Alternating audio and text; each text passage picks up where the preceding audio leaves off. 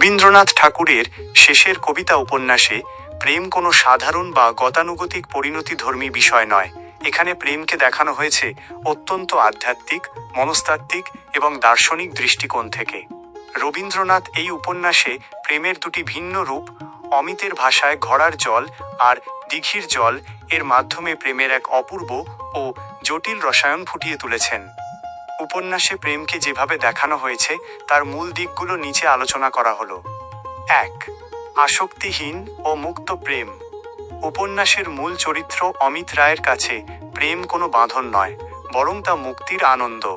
সে মনে করে প্রেমকে বিয়ের খাঁচায় বন্দি করলে তার মহিমা হারিয়ে যায়। অমিতের দৃষ্টিতে প্রেম হলো আকাশের মতো অসীম, যাকে প্রতিদিনের সংসারের ছোটখাটো অভ্যাসের মধ্যে টেনে এনে মলিন করা যায় না। 2. ঘোড়ার জল বনাম দিঘির জল, বাস্তবতা বনাম আদর্শ।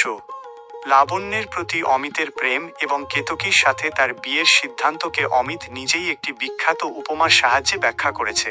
কেতকীর সঙ্গে আমার সম্বন্ধ ভালোবাসারই, সে যেন ঘোড়ার জল, প্রতিদিন তুলব, প্রতিদিন ব্যবহার করব। আর লাবণ্যের সঙ্গে আমার যে ভালোবাসা, সে রইল দিঘির জল, তাকে ঘরে আনা যাবে না, তাতেই আমার মন সাঁতার দেবে। অর্থাৎ রবীন্দ্রনাথ দেখিয়েছেন যে মানুষের জীবনে দু ধরনের প্রেমেরই প্রয়োজন থাকতে পারে, একটি নিত্যদিনের প্রয়োজনের ও অভ্যাসের কেতকী, অন্যটি অন্তহীন অনুপ্রেরণার ও হৃদয়ের অতল গভীরতার লাবণ্য। 3. দূরত্বের মাধ্যমে প্রেমের অমরত্ব।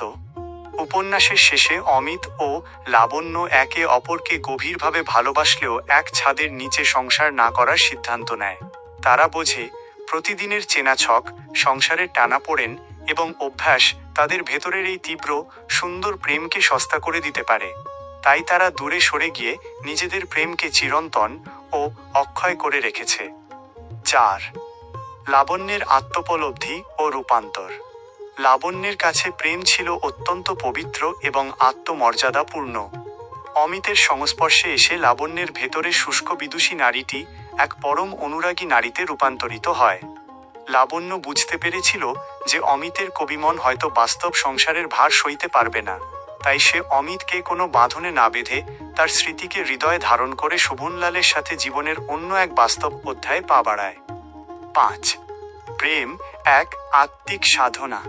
শেষের কবিতা প্রেম কেবল দুটি শরীরের মিলন নয়, এটি একটি সাধনা। লাবণ্য অমিতের কাছ থেকে বিদায় নেওয়ার সময় তার চিঠিতে কবিতার মাধ্যমে লিখেছিল, তোমারে যা দিয়েছিনু সে তোমারই দান, গ্রহণ করেছ যত ঋণী তত করেছ আমায়। এখানে প্রেম হয়ে উঠেছে সম্পূর্ণ নিঃস্বার্থ। যাকে পাওয়া গেল না তাকেও যে সারা জীবন হৃদয়ের মণিকোঠায় রেখে পরম শান্তিতে ভালোবাসা যায়, এটাই এই উপন্যাসের প্রেমের মূল কথা।